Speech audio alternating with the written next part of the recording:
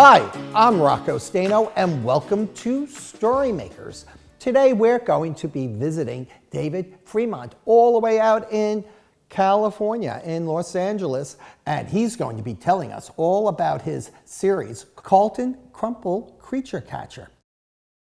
Can you tell us a little bit about CARLTON? Well, CARLTON Crumple, when he was a little boy, his older brother Milt scared him a lot. It's based a little bit on my upbringing. When I was a little boy, I had an older brother and he would like to scare me. So we would watch monster movies and stuff, and then whatever the monster movie was, you know, he would be like, that monster is gonna get you. You know, it's the typical older brother thing. He's a good guy, but he had to do that older brother thing. So CARLTON Crumple's older brother scared him a lot, and so CARLTON was convinced that monsters were real. He is the only one that could stop the monsters, right? So that's the backstory of when CARLTON was a little boy.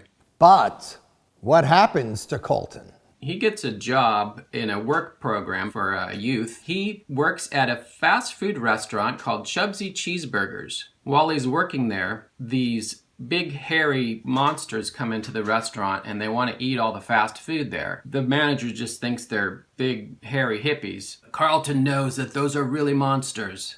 And so they eat all the fast food and they jump into this hippie van and they drive down the highway, and CARLTON gets his friend Lulu, who also works at the restaurant, and they jump on their scooter and they go to catch the Munchies. So that's how the adventure starts. CARLTON continues his adventures in the second book, the Tater Invaders.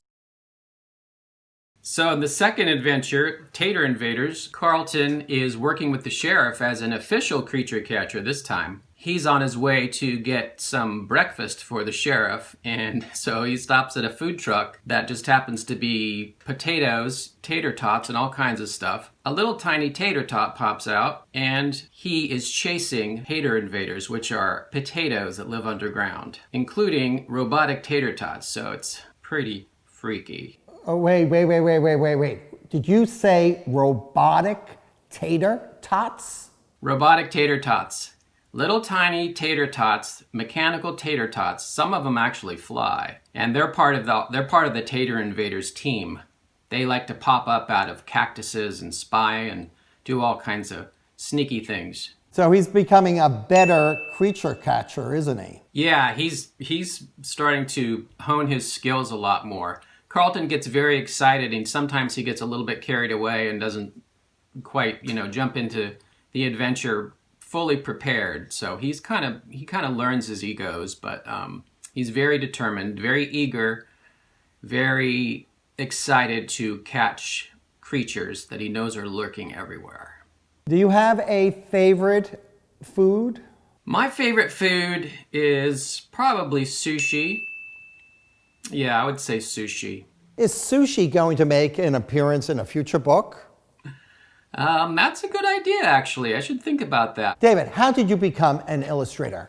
What in your childhood led you down this path? When I was a little boy, I loved reading comics, and I loved to watch cartoons. And I thought, I want to do that. I want to do that someday for a job, but I want to do it right now. So I would just start drawing cartoons all the time on my pads, these pads that my dad gave me from his office. And I used these ballpoint pens and made all these comic stories and adventures. A lot of times they were based on movies or TV shows that I've seen. So David, can you share with us some of your drawings from when you were a child? This is something I drew when I was a little boy. I made a little comic called Blimpy, and it's about a monkey. So David, you have so many different characters, and I was wondering, can you show us how to draw one of your characters?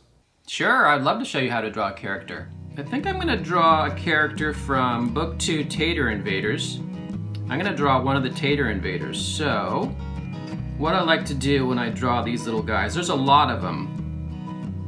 And their bodies are potatoes, but they're all different shapes. So, really, you can just sort of make this sideways cloud shape. Almost like a cloud turned on its side. And it's got bumps on the side. So here's the body. And then I like to add the eyes. Tater Invaders have lots of eyes. So let's give him, you can give him as many eyes as you want. I'm gonna give him, let's see, one eye. Let's put one over here. One at the top, so there's 3. What do you think? Maybe we should have more eyes. Let's give him 4 eyes. One more big one on the side, right over here, okay. So there's 5 eyes. This guy's got 5 eyes. Yeah, I'm gonna give him a mouth here. He's got a little sneaky grin. Give him a few teeth. And then his arms on the side. I like to give him 3 fingers. And on the other side, make his arm. 3 more fingers. And then, since they like to run and chase and be sneaky, I'm gonna give him some legs and some feet. And one last thing about the Tater Invaders is they have these little hats on top, and these are their electrical charging caps. So I'm going to give them a little cap there because that's what gives them their power from their boss, King Boss Tater, because they want to take over the world with taters and tater bots and tot bots and all kinds of stuff. So there we go, and there's a little wire that sticks out. That's where they disconnect it. And that is a Tater Invader. And we would love to see your drawings, so share them using the hashtag Tater Invaders. David, thank you so much for being with us here on StoryMakers today. Thanks a lot for having me. I had a really great time. So remember, until next time, read a book in any format.